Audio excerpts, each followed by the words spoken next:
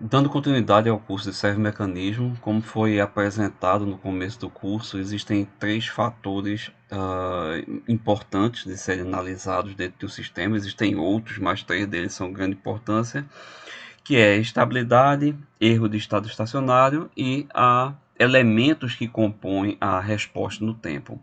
Então, esse conjunto de aulas agora trata da resposta no tempo, a gente entender um pouquinho quais são os aspectos que devem ser analisados nesse critério para sistemas, os casos que a gente consegue já ter uma definição prévia de equações e de fórmulas para conseguir calcular, e outros casos, entendendo o que é mais importante, a gente pode levar isso para outras situações que não são generalizadas. Então, bom, então a ideia é essa, né, que do que a gente viu até agora foi a representação matemática de um sistema, né? E a partir daí a partir dessa representação matemática, a gente fazia as análises que forem necessárias para verificar se o sistema atende a requisitos de projeto ou não. Em relação à função de transferência, né, nós não estamos trabalhando aqui na modelagem do sistema. A partir de agora, a gente já vai receber um sistema pronto e vai estar com ele ou na forma de função de transferência ou na forma de representação estado-espaço. Então, em relação à função de transferência, como a gente discutiu antes, a resposta no tempo ela é composta pela soma de duas respostas, a resposta forçada e a resposta natural. Isso a gente conversou naquele exemplo do elevador, onde, como a gente viu, a resposta natural do elevador é você soltar um elevador, ele cai, ele é puxado pela lei da gravidade. Mas ele é forçado a ter um outro movimento pelos motores, pelos cabos que puxam o elevador, tendo aí a resposta forçada dele, né? Então, a ideia é a gente tentar criar ou ter uma maneira de analisar alguns aspectos do sistema que sejam relativamente simples, tá certo? A gente vai entender onde está a simplicidade, onde vai estar a dificuldade do sistema. E aí uma das formas que a gente tem é através do uso de polos e zeros de um sistema, tá certo? É uma técnica fácil a partir do momento que você tem esses polos e zeros. Então a ideia é que dentro de uma função de transferência, a função de transferência como a gente está trabalhando polinômio dividido por polinômio. Então, os polos de uma função de transferência são os valores que fazem com que o polinômio do denominador eles sejam iguais a zero, ou seja, fazem com que toda a sua função de transferência ela tenda para infinito, né? Então, e aí o que como a gente está tentando trabalhar com sistemas aí mais próximos de sistemas reais, então claro que aí você considera que esses polos do denominador não são comuns a nenhuma raiz do numerador, né? Que aí se você tiver alguma coisa comum, ela é cancelado. É você ter um s mais 2 no numerador e um s mais 2 no denominador, tá? Então isso aí embora possa fazer parte de um sistema, mas matematicamente não tem sentido, a gente pode cancelar um com o outro.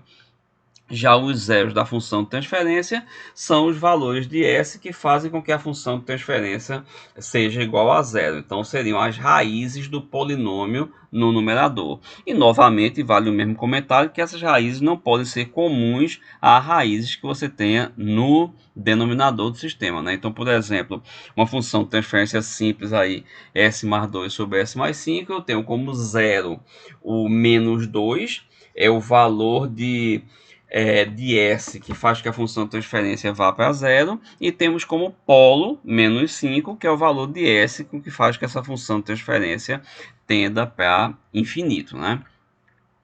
E aí no MATLAB a gente tem essa função, eu defino o sistema como uma função de transferência, aqui os coeficientes do numerador, 1 mais 2, 1 vezes S elevado a 1 mais 2 vezes S elevado a zero, do denominador, 1 vezes S elevado a 1 mais 5 vezes S elevado a zero, e aí a gente pode plotar um mapa de polos e zeros desse sistema daí, tá certo? Então a gente tem aqui menos 5 e tem menos 2 o zero. Em geral, o zero é representado com um círculo e o polo é representado com um X. A gente vai usar muito essa notação. Bom, e aí eu estava comentando também no começo do curso que aquela história de que o sistema ele tem uma resposta natural e uma resposta forçada, as duas juntas compõem a resposta do sistema, ela pode ser também vista, essa situação pode ser vista também matematicamente. É o que a gente vai ver agora nesse exemplo daí e futuramente outros exemplos. Suponha que a gente tem essa função de transferência anterior, S mais 2 sobre S mais 5. Como ela é uma função de transferência, ela traz a relação entre saída e entrada do sistema, ou seja, C de S sobre R de S é igual a S mais 2 sobre S mais 5.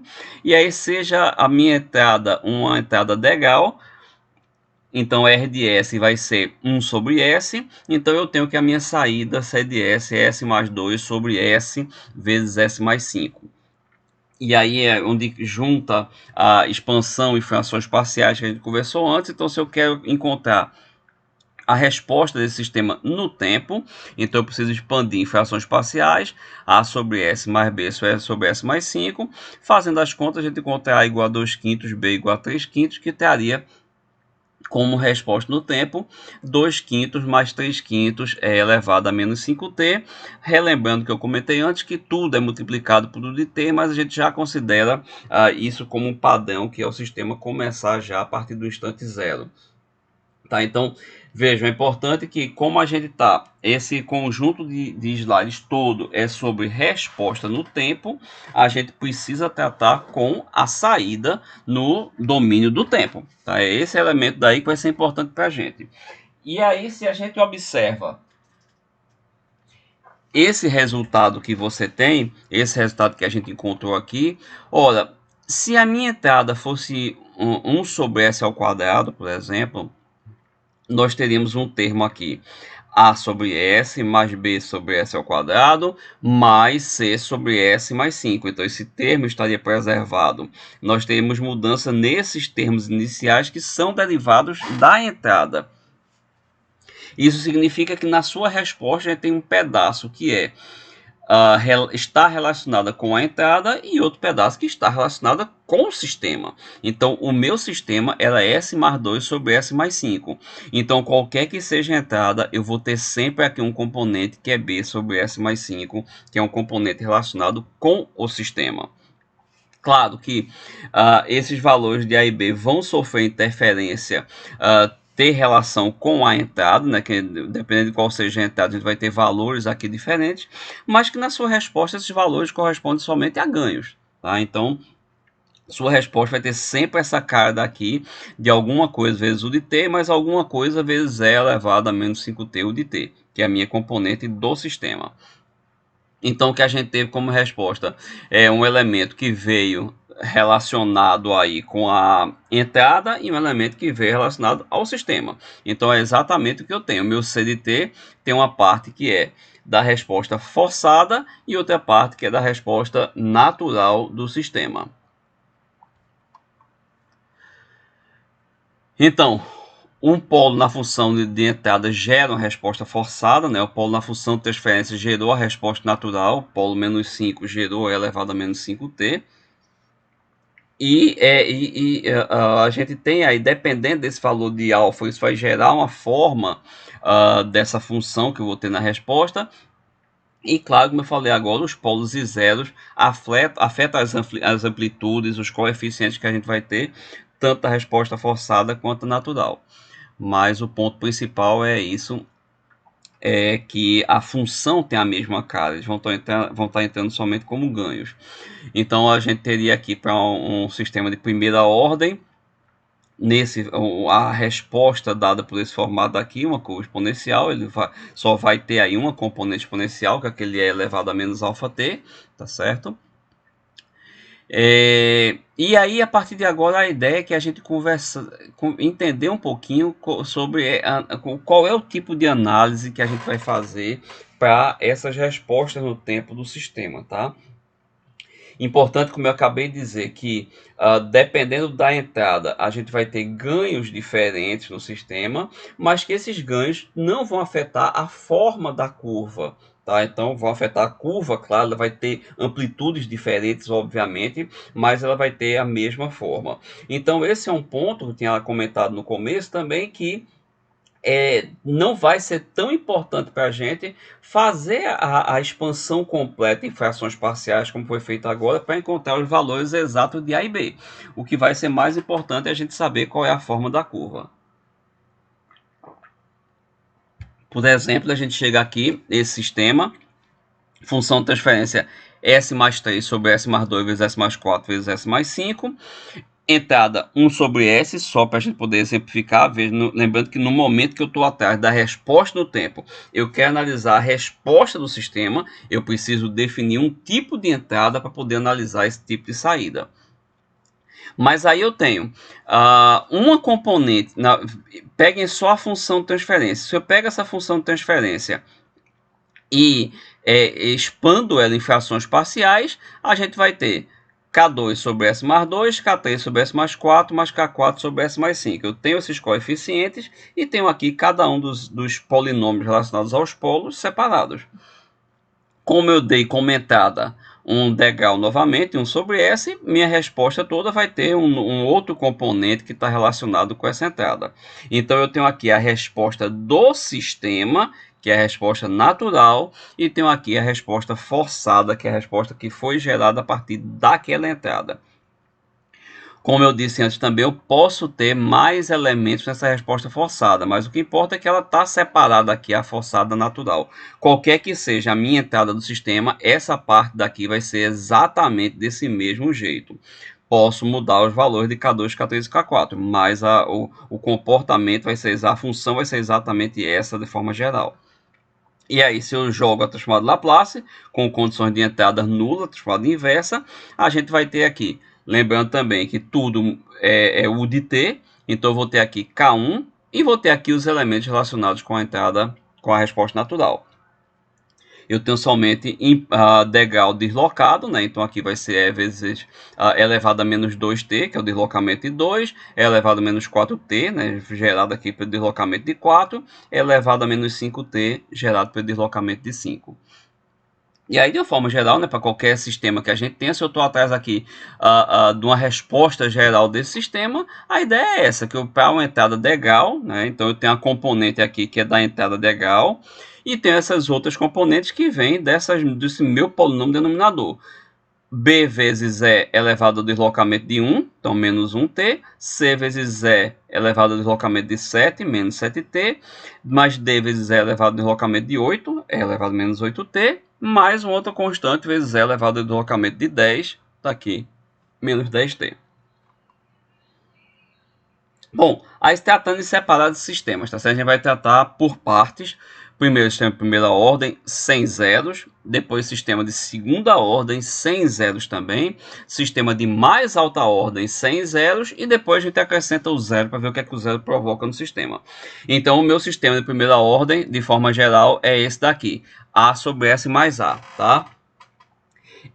Por padrão, é colocado aqui o mesmo valor do ganho no numerador com o deslocamento que eu tenho do degrau aqui no denominador, tá certo? Então, isso aqui é só uma forma geral. Se em cima for um valor diferente de A, não tem nenhuma diferença para a análise que a gente vai fazer. O importante é ter aqui uma constante qualquer vezes 1 sobre S mais A. Mas aí, de forma geral, a gente considera dessa forma daqui. Ou seja, o meu sistema não tem zeros e tem um polo aqui em menos A. E aí a gente tem pouca flexibilidade. O que é que eu posso fazer? O que é que eu posso provocar de mudança nesse sistema? A única coisa que eu posso provocar de mudança nesse sistema é a variação desse valor de A. Ela é a única variável que eu tenho aí, tá? Então, se eu tenho para uma entrada degrau, novamente, como eu estou preocupado com a resposta do sistema, então eu tenho que jogar alguma entrada para uma entrada degrau, a transformada de Laplace, a função de transferência vai ser A sobre S vezes S mais A, a função de transferência relacionada à saída, né? É a entrada do sistema vezes G de S, então eu tenho aqui. E expande em frações parciais, vai ser A maiúsculo sobre S mais B maiúsculo sobre S mais A. E aí eu tenho minha resposta no tempo, calculando esses valores de A e B, vai dar 1 e menos 1. Eu tenho 1 menos E elevado a menos AT. Então, tem a componente forçada do sistema, que é que está relacionada com a sua entrada, e a componente natural do sistema, que é que está relacionada com a sua função de transferência. Tá, então, o polo na origem gera essa resposta forçada C de F, e o polo no sistema menos A gera a resposta natural CN. E aí, como eu falei, o único parâmetro que a gente tem é a variável A. Então, o que a gente pode mexer um pouquinho é nela. Então, se eu tenho, por exemplo, o meu tempo igual a 1 sobre A, E elevado a menos AT, para T igual a 1 sobre A, vira 0,037. Ou a minha resposta no tempo para T igual a 1 sobre A, lembrando que eu tenho controle sobre esse A, é igual a 1 menos E elevado a menos AT para T igual a 1 sobre A, que é igual a 0,63. Então, eu posso considerar que a minha resposta no tempo é da forma 1 menos E elevado a menos AT. E elevado a menos AT para T igual a 1 sobre A é 0,37. E nesse mesmo instante, minha resposta no tempo é 0,63. Então, com isso, a gente pode definir 3 especificações de desempenho de resposta transiente para sistema de primeira ordem sem zero. 1 sobre A é o que a gente chama de constante de tempo da resposta, é o TC, tá? Então essa é a minha constante de tempo. Dessa minha segunda relação daqui, quando eu coloquei o tempo igual a essa constante, essa constante, eu posso descrever essa constante de tempo como o tempo para que E elevado a menos AT decaia para 37% do seu valor final. Ou, de forma semelhante, eu posso considerar no que está sendo dito nesses 2 pontos é que eu considero o caminho da origem até alcançar esse ponto, ou o caminho do final da curva, né, quando eles alcançam o estado estacionário, até encontrar esse ponto novamente. E que daria a constante do tempo, o tempo que leva para a resposta ideal subir para 63% do seu valor final, que seria essa minha terceira consideração anterior. Meu valor final 1 menos o 0,37, 0,63. E graficamente eu teria essa cara daqui. Então eu tenho aqui a resposta no tempo, dada por essa curva azul. Aqui eu tenho minha constante de tempo, tempo igual a 1 sobre A, então isso vai gerar esse ponto, e aí esse ponto vai ser 63%, tá, do final, ou 37% que a gente teria, então considerando 1 como sendo meu estado estacionário. Então essa é a forma da curva que eu tenho. Existem aqui 2 outros elementos que eu vou explicar para vocês a partir de agora, que é o tempo de subida e o tempo de acomodação. Então, esse parâmetro A é chamado de frequência exponencial, né? E esse é o elemento que eu tenho para um sistema de primeira ordem sem zero para fazer alguma especificação ou modificar alguma característica do sistema, né? E aí, aqueles parâmetros que a gente teria seriam os requisitos que a gente pode definir para um sistema de primeira ordem. O tempo de subida, ou rise time, é definido como o tempo que o sinal vai de 0,1 até 0,9 do seu valor final. Então, em geral, a gente considera o valor final como sendo 1. Então, ele fica diretamente 0,1 até 0,9. Agora, você pode ter um valor final qualquer e considerar que o tempo de subida é o tempo de levar do sistema chegar de 10% do valor final até 90% do valor final. E aí, nesse caso, se a gente considera esse 1, né, como sendo o meu tempo final aí, é muito fácil encontrar a relação entre eles, né, que o tempo de subida vai ser encontrado resolvendo aquela relação que a gente tem para a CDT, tá? Então, resolvo isso daqui, CDT, para os tempos especificados, né? Então, eu vou resolver CDT para a diferença de 0,1 até 0,9, então CDT igual a 0,9, CDT igual a 0,1, o que é que acontece? Então, para CDT, minha equação é 1 menos E elevado a menos AT. Se CDT é 0,9, minha resposta do tempo está em 90% do ponto final. Com isso, a gente tira que AT é igual a 2,31. Tá certo? Então, meu tempo é igual a 2,31 sobre A. Veja que A é a variável que eu tenho controle. Para CDT, se é exatamente as mesmas contas, o valor vai levar a 0,11 sobre A. Então, como eu tenho que o tempo de subida é a diferença, né, do 90% por 10%, então é 2,31 sobre A menos 0,11 sobre A. O tempo de subida é 2,2 sobre A. Então esse é um parâmetro constante que a gente tem, com a única observação que tem que se considerar que o seu estado final, o seu tempo final é em 1. Se meu tempo final for valores diferentes, a gente faz essas mesmas contas para esse tempo final, considerando aqui 90% do tempo final e aqui 10% do tempo final. O tempo de acomodação, tanto o tempo de subida quanto de acomodação, ele tem a mesma definição para qualquer que seja o sistema, mas o tempo de acomodação perde um pouco o sentido em sistema de primeira ordem, vai ficar bem claro isso para o sistema de segunda ordem, mas ele mantém a mesma definição. Que a ideia é calcular o tempo que o sistema chega para ficar por volta de mais ou menos 2% do seu valor final. Tá? Então, de novo, se a gente considera o valor final como sendo 1, seria o tempo para ele chegar a 0,98. Tá certo? Quando você resolve isso, você tem um tempo de acomodação igual a 4 sobre A. Isso varia de literatura para literatura. Existem casos que consideram o tempo de acomodação chegando a 4%, tá? Mais ou menos 4%. E o que eu falei em relação a isso perder um pouco o sentido para sistemas de primeira ordem é que a gente não tem esse mais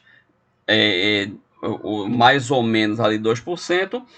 Eu só tenho o menos 2%. Se a gente volta para o gráfico, olha aqui o tempo de subida indo de 0,1 até 0,9 e o tempo de acomodação indo até 0,98, tá? E ele não vai, pela função que a gente tem, a função exponencial, ela não vai ultrapassar essa curva 1. Então, na verdade, ela nunca vai chegar a estar acima ou abaixo dessa curva, ela vai estar sempre abaixo. Então, na verdade, a gente está calculando quanto tempo leva para ele chegar em menos 2% do valor final, tá?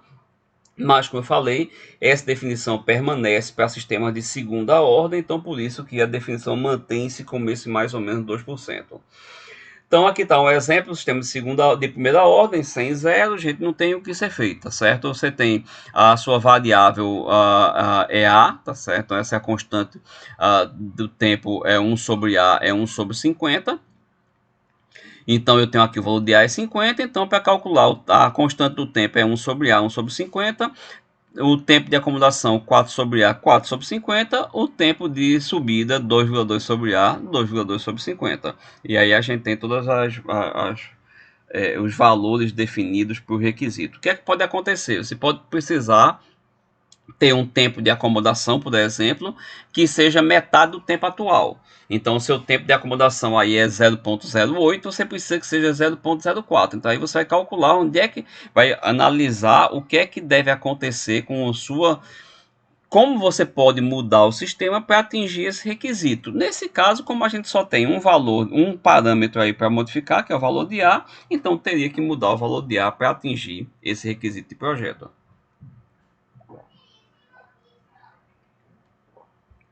Já sistema de segunda ordem, a gente começa a ter maiores complicações, e aí justifica porque que alguns cálculos não funcionam ou não existem, não são definidos para sistemas de mais alta ordem.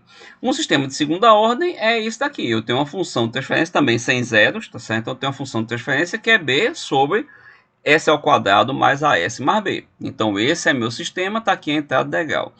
Ora, eu tenho aqui no fim das contas, meu denominador é um polinômio do segundo grau. Como eu tinha antes um polinômio do primeiro grau, minha única saída para ele era, a solução para ele era menos A. Meu denominador era S mais A, então o polo estava sempre menos A.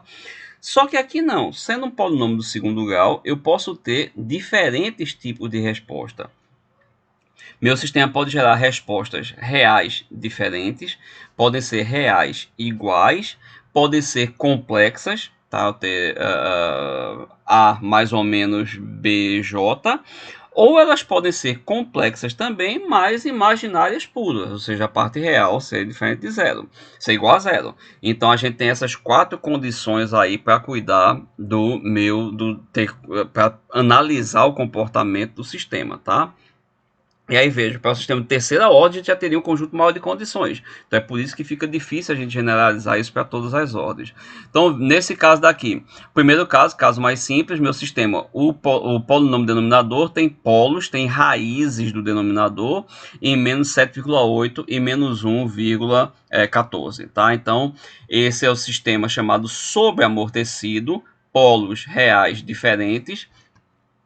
A forma da sua resposta no tempo é essa daqui para uma entrada degrau. Então, entendo que eu tenho aqui no fim das contas K1 mais K2 é elevado a meu primeiro polo, mais K3 é elevado a meu segundo polo vezes T. E aqui a forma da resposta no tempo para uma entrada degrau. Se meu sistema tem polos complexos, e aí eu tenho o polo e tenho o seu conjugado, esse é o chamado sistema subamortecido. Está aqui a forma da sua resposta para uma entrada degrau, e está aqui a forma da sua resposta no tempo. Aqui está um pouquinho diferente do formato que a gente viu. A gente passa a ter um elemento complexo aí, mas é bem fácil de entender nesse formato que tem aí. Um pouco mais à frente tem isso mais detalhado. Mas o que eu tenho aqui é, novamente, o elemento relacionado com a entrada do sistema, mais K, uma constante aqui qualquer, é elevado a menos a parte real. Então, entrou 1 vezes t ali. O cosseno da parte imaginária, raiz de 8 vezes t, menos um arco tangente aqui da parte real sobre a parte imaginária. Tá? Então, esse é o formato da resposta. E aqui a gente já faz algum sentido aquele tempo de acomodação que a gente tinha antes. Você considera que 1 é o seu estado estacionário, o tempo de acomodação é quando a gente vai estar mais ou menos 2%, então eu tenho aqui a possibilidade de estar acima desse 1. Então aqui a gente faz sentido ter aquele mais ou menos, que a curva está passando por cima e por baixo do estado estacionário de 1. Se o meu sistema ele é imaginário puro, então a resposta é imaginária pura, então eu tenho aqui como polos J3 e menos J3, isso é um chamado sistema não amortecido. Meu formato de resposta é o mesmo anterior, exatamente esse daqui. Só que aqui eu tenho o quê? É elevado a menos a parte real, só que a parte real do outro é zero. Então vai ser elevado a zero, vira 1. Então eu vou ter aqui uma constante vezes o cosseno da parte imaginária, 3t, mais menos o arco tangente da parte real, essa parte imaginária, que a parte real é zero, então vai entrar aqui com uma componente zero. Então é exatamente o mesmo formato de antes, só que com as características atuais. E o último caso é quando a gente tem um sistema com polos reais duplos, nesse caso são dois polos iguais em menos 3, eu tenho um sistema criticamente amortecido, tá? E aí, esse denominador daqui, se você observar direito, ele é simplesmente S mais 3 ao quadrado. Então, eu teria 9 sobre S mais 3 ao quadrado, que expandindo em frações parciais vai dar A sobre S mais 3 mais B sobre S mais 3 ao quadrado. A componente que tem o S mais 3 ao quadrado carrega na transformada inversa esse t. Então eu vou ter nos dois casos o deslocamento de elevado a menos 3t. Mas aqui eu vou ter um t ainda por t ao quadrado.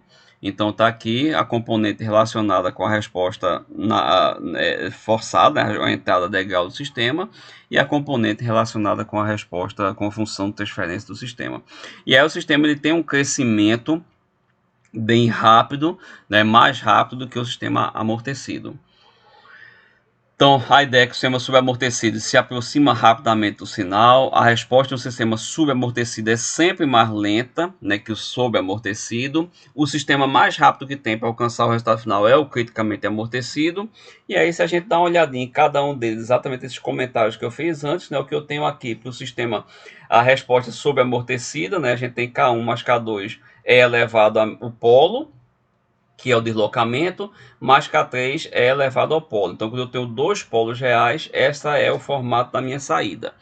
Se eu tenho na resposta subamortecida, meus polos são complexos, com parte imaginária diferente de zero. Então, eu tenho esse formato aí de resposta, de polo. E aí, minha resposta, como eu comentei antes, né, eu tenho aqui uma constante qualquer, Vou ter aqui uma parte relacionada com a parte real do sistema, da resposta do polo, né? Então está o menos 1t, e tem outra parte aqui relacionada com a parte complexa, né? Que é o que gera a frequência de oscilação dali. Então, na verdade, a gente tem um monte de coisa. Esse é um sistema que tem muita coisa para ser estudada sobre ele, né? O que é que acontece quando eu tenho uma exponencial multiplicada por um cosseno, é exatamente a cara daquela curva que a gente viu. E aqui é meu arco tangente da parte real sobre a parte imaginária, como eu falei antes, né? Então, para o sistema, a resposta subamortecida, né, para esse tipo de sistema, como eu falei, ele é o que tem mais informação para a gente. A resposta transiente consiste em uma amplitude decaindo exponencialmente, né? Então, se eu separo, como eu falei, aqueles componentes, eu tenho uma componente exponencial e tenho uma componente de cosseno. Então, o que a junção das duas faz é isso, né? A exponencial ela define esse envelope que eu tenho aqui, que vai trazer o decaimento do cosseno. Enquanto o cosseno indica a frequência dessas oscilações, a exponencial indica essa taxa de decaimento. Nesse exemplo daqui, se eu pegar, plotei aqui elevado a menos t em azul, e em vermelho está cosseno de raiz de 8t, e na hora que eu junto os dois, eu tenho esse decaimento sendo provocado aqui pela exponencial, né? E aí, a gente, por inspeção, né, pode checar, entender qual é a resposta que o sistema dá. Por exemplo, um exemplo esse sistema daqui, né? Se eu tenho um denominador s ao quadrado mais 10s mais 200, então os polos são esse daqui. Então, as raízes desse denominador são complexas. Então, menos 5 vai ser trazer a frequência da exponencial, enquanto o 13,23 é a parte imaginária. Então, eu posso reescrever também nesse formato, mais ou menos o mesmo formato que teve antes, aqui só em função de senos e cossenos. Tá? E aí tem um pouquinho mais sobre cada uma daquelas constantes. Para o sistema não amortecido, então minhas respostas são meus polos são complexos também, com a parte real igual a zero. Então, como eu falei, é que a exponencial vai virar e elevado a menos 0t, então fica igual a 1. Então, é só o que muda, mas é exatamente, você pode entender exatamente como o mesmo caso anterior, só que com a parte exponencial, a parte real igual a zero, que leva a exponencial a ser igual a 1. E quando eu tenho polos reais duplos, né, como o caso aqui, tem S mais 3, então menos 3 é um polo desse sistema e ele é duplo, a resposta, como eu expliquei antes, carrega uma componente aqui t de multiplicado vezes t, que vem justamente desse S mais 3 ao quadrado. E aí tem um resumo de tudo isso em relação à resposta natural do sistema. Veja que não é só a resposta do sistema, é a resposta natural que eu estou apresentando aqui. Tá, um pouco de resumo. Aqui a forma que as ondas teriam em comparação uma com a outra, né, para um sistema genérico qualquer. E a gente vai mudar um pouquinho isso, porque sistemas subamortecidos são muito utilizados, e eles ainda estão trazendo aí nesses exemplos a necessidade de você calcular os polos do sistema. E a gente pode mudar um pouquinho essa história buscando algumas outras informações, né? Então, sem precisar calcular os polos do sistema, é encontrar, poder classificar ele. Então, veja que, na verdade, é importante perceber que em nenhum momento a gente precisa, para definir a classificação do sistema, eu não preciso saber quais os valores dos polos. A classificação foi feita se os polos são reais, diferentes, se são reais iguais, se são imaginários puros. Tá? Então, através disso daí, a gente consegue classificar o sistema. Então, não preciso saber onde é que está o polo, eu preciso saber qual é o tipo dele. Então, essa é a ideia do que a gente vai ver nesse momento daqui. Como é que eu posso classificar o sistema sem precisar encontrar exatamente seus polos. Então, para isso, da mesma forma que a gente tinha para o sistema de primeira ordem, a constante de tempo, para definir todos os requisitos do sistema através dela, para o sistema de segunda ordem, a gente vai ter a chamada frequência natural e o coeficiente de amortecimento. Vou fazer primeiro, a gente define a frequência natural, depois eu volto para a gente conversar sobre o coeficiente de amortecimento, que é escrito letra zeta. Então, a frequência natural do sistema de segunda ordem, né? A gente está com o sistema de segunda ordem, é a frequência de oscilação do sistema sem amortecimento.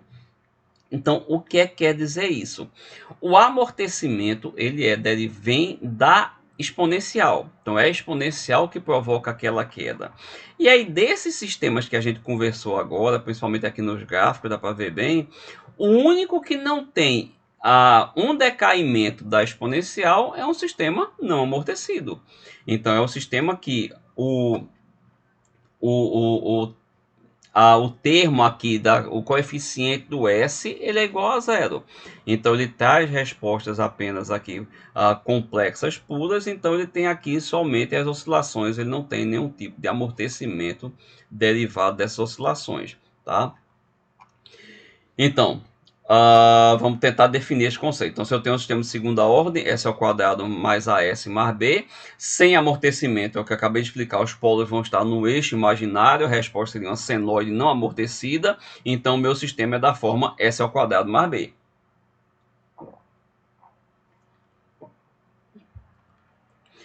Então, Wn para um sistema do tipo S ao quadrado mais B, eu tenho aqui os polos vão ser S ao quadrado igual a menos B, S vai ser igual a raiz de menos B, certo?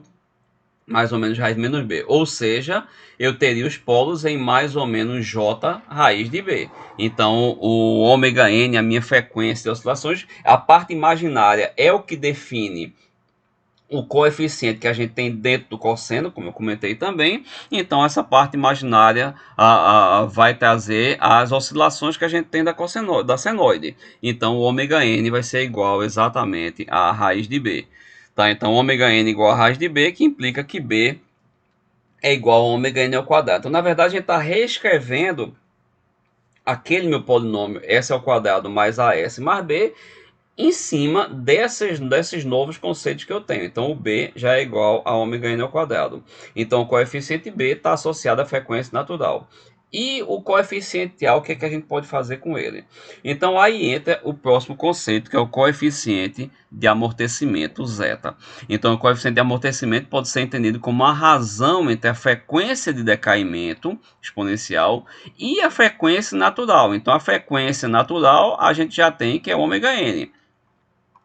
E a frequência de decaimento exponencial. O decaimento exponencial ele vem exatamente da parte real do sistema, né? Então a gente conversou sobre isso.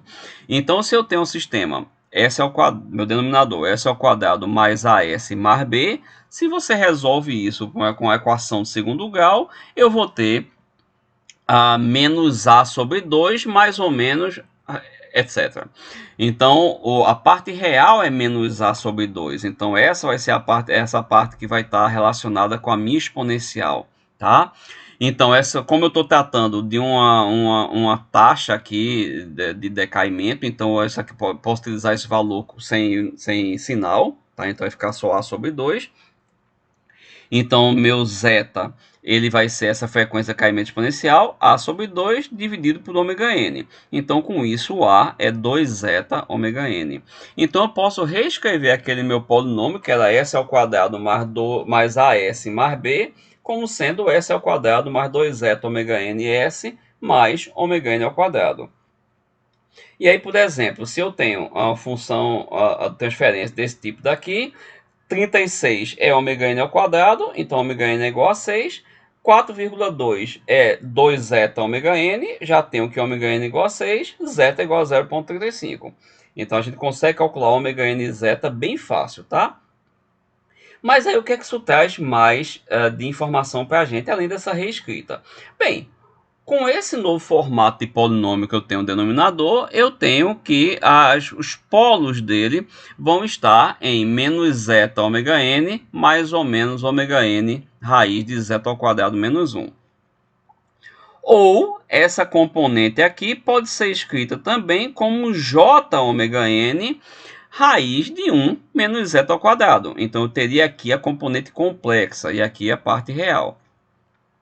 Mas aí veja, se você olhar do jeito que está aqui, se eu olho para esse componente daqui, lembrando o que é que a gente está procurando, eu estou procurando apenas localizar os polos do sistema. Eu não quero saber os valores exatos dele. Então, se eu tenho, por exemplo, zeta igual a 1. Para zeta igual a 1, eu vou gerar isso aqui, 1 menos 1 igual a 0. Então, essa componente daqui vai ser 0. E a minha resposta vai ser simplesmente menos 1 vezes ômega n. Então, eu vou ter aqui um valor que é, para os dois polos, eu vou ter o mesmo valor, um valor real. Se eu tenho zeta menor do que 1, então eu vou ter aqui um valor complexo. Então, eu vou ter aqui no total aqui um valor todo dos polos, valores complexos. Se eu tenho zeta maior do que 1, eu vou ter aqui um valor positivo, então eu vou ter raízes reais diferentes. Ou seja, em cima desse valor de zeta, a gente consegue definir a posição dos polos. O último caso é eu ter zeta igual a zero. Se eu tiver zeta igual a zero, isso aqui, a parte real, morre e eu fico apenas com um número complexo puro. Então, através disso, a gente vai passar a classificar o sistema.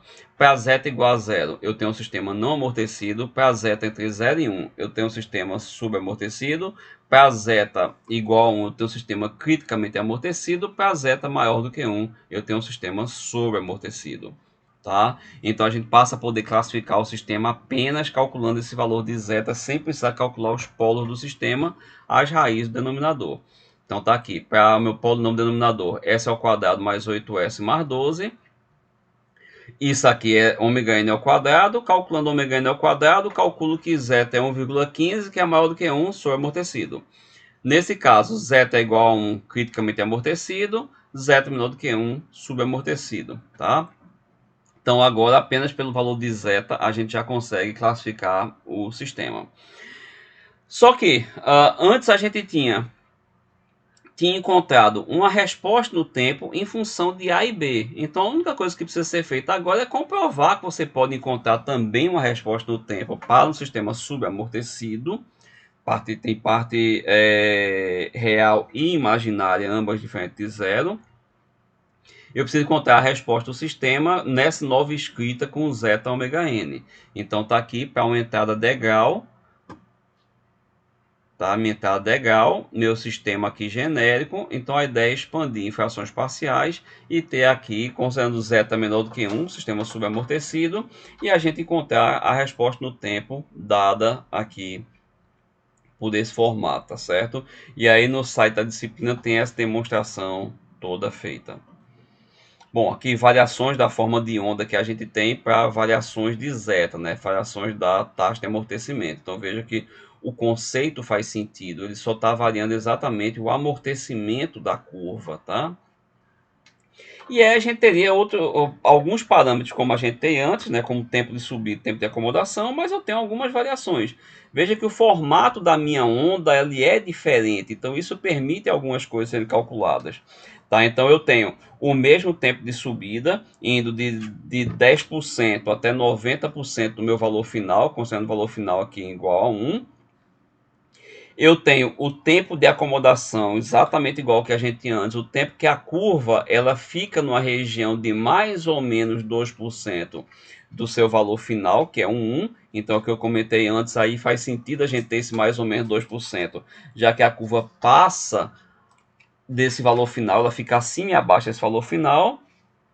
Mas aí eu tenho, pelo formato da curva, eu vou ter um momento que ela vai estar muito acima desse valor final. E eu preciso preparar meu sistema para aguentar esse momento. Então esse é o chamado tempo de pico. O tempo que leva para o sistema alcançar esse ponto mais alto aqui do gráfico, esse pico do gráfico. E aí o último é a porcentagem sobre o sinal, que não dá para representá-la graficamente, mas é o quanto a sua função está acima do tempo do estado estacionário, tá certo? Do tempo final que você planeja. Então essas são as definições: tempo de subida, o tempo necessário para a forma de onda de 0,1 a 0,9 do seu valor final. Tempo de pico, tempo necessário para atingir o primeiro pico. A porcentagem sobre o sinal, que é a porcentagem OS, overshoot, valor máximo de pico da curva de resposta, expresso como porcentagem, e o tempo de acomodação, o tempo para a curva ficar entre mais ou menos 2%, mesmo comentário que eu fiz antes, que algumas literaturas consideram que é mais ou menos 4%. E aí não tem demonstração para esses valores, mas aqui está o cálculo de TP, TS, porcentagem sobre o sinal. Tem muitas observações em cima desses valores daí. O TR não tem uma equação própria para ele. O mais comum é você calcular realmente o tempo e a diferença de tempo, né, de 90%, de 10% até 90%. Então isso é normal. E existe uma curva que foi aproximada para TR, tá certo? Então, considerando o TR para um zeta e um ômega n qualquer, então a gente tem essa curva, esse valor de aproximação aqui para a curva, tá? Então você pode usar isso para calcular mais ou menos o valor de TR, mas eu vou voltar ainda a conversar um pouquinho sobre o tempo de pico de acomodação e postagem sobre sinal. Postagem sobre sinal é mais fácil fazer o comentário porque é só observar que enquanto o tempo de pico e o tempo de acomodação eles são função de zeta e de ômega n, zeta ômega n, a porcentagem sobre sinal é função apenas de zeta. Tá? Ela não tem nenhuma relação com ômega n, ela só trabalha com zeta, até porque não é necessário, ela não lida com a oscilação, tá certo? Ela só lida mais com o quanto a curva foi acima do ponto de acomodação, né?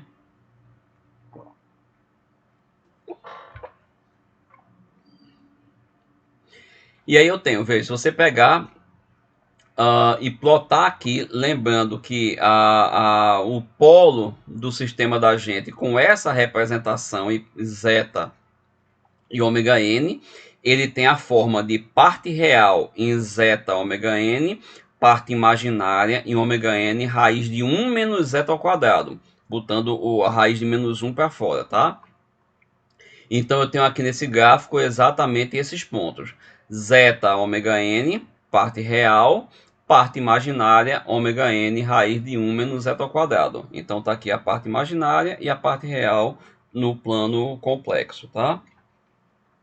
Então eu posso calcular que o cosseno de θ é cateto oposto sobre cateto sobre a hipotenusa, né? Aliás, cosseno de θ é cateto adjacente sobre a hipotenusa, cosseno cateto adjacente sobre a hipotenusa, então o cosseno de θ vai dar zeta.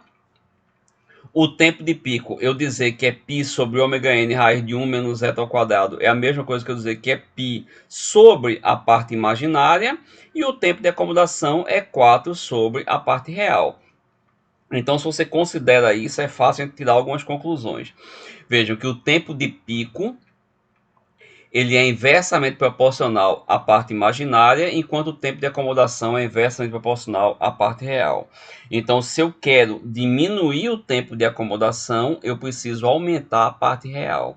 E aí, mesmo comentário tempo de pico, claro, se eu quero diminuir o tempo de pico, eu preciso aumentar a parte imaginária.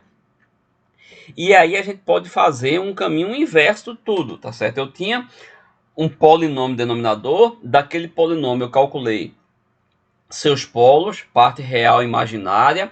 Dessa parte real e imaginária eu calculei TP e TS, mas eu quero mudar o TS, por exemplo. Então, se eu quero mudar o TS, eu calculo minha nova parte real, qual deve ser.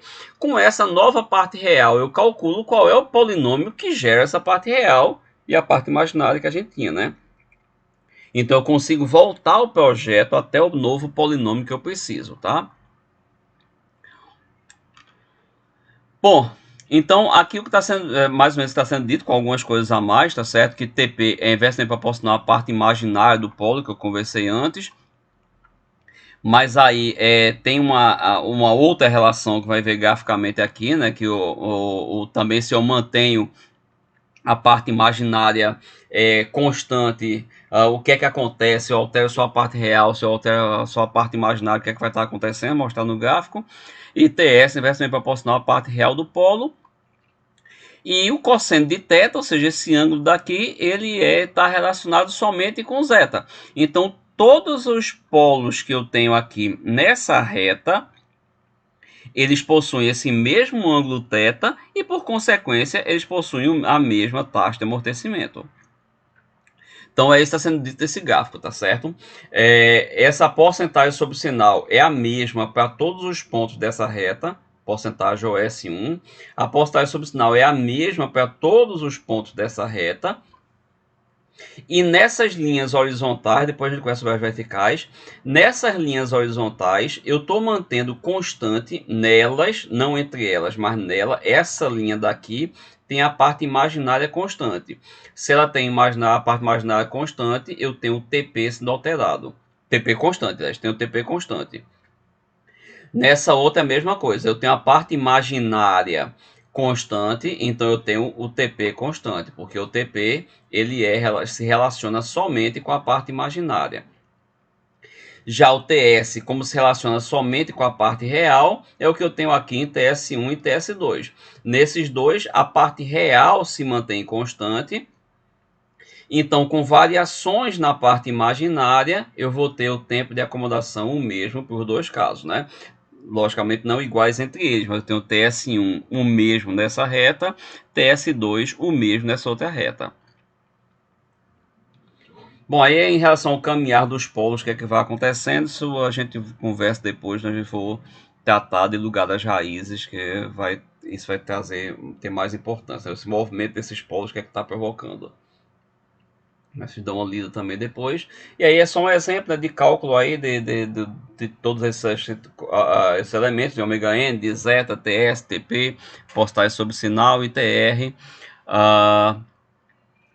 utilizando o MATLAB, tá certo? Dado uma função de transferência qualquer aqui, o que é que acontece com o cálculo dessas variáveis. Se eu tenho polos adicionais, na verdade a gente tem algumas coisas que podem ser feitas, tá certo? Mas na verdade, suponho que surgiu um polo novo aqui, então você vai analisar qual é a contribuição desse polo na minha resposta no tempo. Então, por exemplo, se esse polo tem um valor muito alto ou tendendo a infinito, como ele está sendo um exponencial elevado a menos valor desse polo, então quanto maior o polo em relação aos outros elementos, aos outros polos que você tem, menos ele vai influenciar. Então vai ser comum também a gente tratar sistemas que tem mais de dois polos, e aí o terceiro polo, o quarto polo são muito distantes dos outros, e eles podem praticamente ser desprezados, e a gente poder calcular TR, TP, etc., usando essas condições que eu tenho para o sistema de segunda ordem. Então, na verdade, a gente teria três casos aqui. Um caso quando esse novo polo ou novos polos eles estão muito distantes dos polos que você já tinha no sistema. Segundo caso, quando tendem a infinito. E o terceiro caso, quando eles têm a magnitude próxima dos polos que você já tem no sistema, né? Então, no primeiro e no segundo caso, a contribuição desses polos pode ser desprezada, vai trazer algum erro para suas contas, mas a ideia é que esse erro deve ser muito baixo. E no outro caso, no terceiro caso, você não tem o que fazer, você vai ter que analisar realmente o sistema, encontrar TR, TS, tudo sem equações, fazendo analisando a curva completamente, tá certo? Então é o caso que a gente não tem muito o que fazer. Bom, isso está tudo explicado aqui. Quando a gente tem um zero no sistema, tá? Então isso, o NIS ele traz uma forma de tratar interessante por esse caso do zero no sistema, tá? Que ele considera que como se você tivesse, suponha que seu sistema original fosse 1 sobre s ao quadrado mais 2s mais 9. Aí na hora que isso passa a ser multiplicado por um S mais A, é como se eu tivesse uma componente que está simplesmente escalonando o seu sistema, dando uma escala para o seu sistema, e uma outra componente que tem a ver com a derivada do seu sistema. É como se fosse um S G de S mais A G de S. Então a gente pode fazer a análise em cima do seu sistema original sem esse zero. Tá? Então tá aqui o que é que vai acontecendo nesse caso, o sistema com 0 em menos 3, em menos 5, menos 10, ou sem 0, sem 0 aqui no azul, sem 0 no azul, 0 em menos 10, menos 5 e menos 3, tá? Então veja que à medida que o zero vai se aproximando aqui da origem, mais você vai se distanciando de um sistema sem zero. Então essa é justamente a história, né? Quanto maior a posição do seu zero, pode estar afetando menos o seu sistema. Então aí, isso é o que eu falei, tá? Que a Unice considera que você tá trabalhando com a sua função de transferência original derivada em uma versão dela com escala. Tá, e aí só tem uma consideração a ser feita, né? No caso, quando esse valor de A é negativo, a gente diz que o sistema é chamado de sistema de fase não mínima. Então, no gráfico isso é bem claro, mas a ideia é que no sistema desse tipo é como se o sistema ele levasse um tempo para alcançar o comportamento esperado por ele, tá? Então, um exemplo que se dá é esse, que você tem um carro, quando você vira para a esquerda, ele vira um pouquinho para a direita para depois atender o seu comando e virar para a esquerda, tá? Então, completamente fora de escala, é isso que aconteceria. O sistema, para alcançar o seu comportamento normal, ele tem primeiro um comportamento oposto, tá? Então normalmente isso é muito mais baixo, muito menos tempo. Aqui é só para a gente observar melhor. Isso é um sistema uma resposta de sistema com 0, 1, 0 em menos A, tá certo? Bem, aqui tem alguns exercícios sugeridos para serem feitos, tá? Também no MATLAB, os mesmos comentários que foram feitos antes. Esses do MATLAB não são cobrados, eles são apenas para fixação do conteúdo. No próximo assunto, a gente trata de redução de múltiplos subsistemas.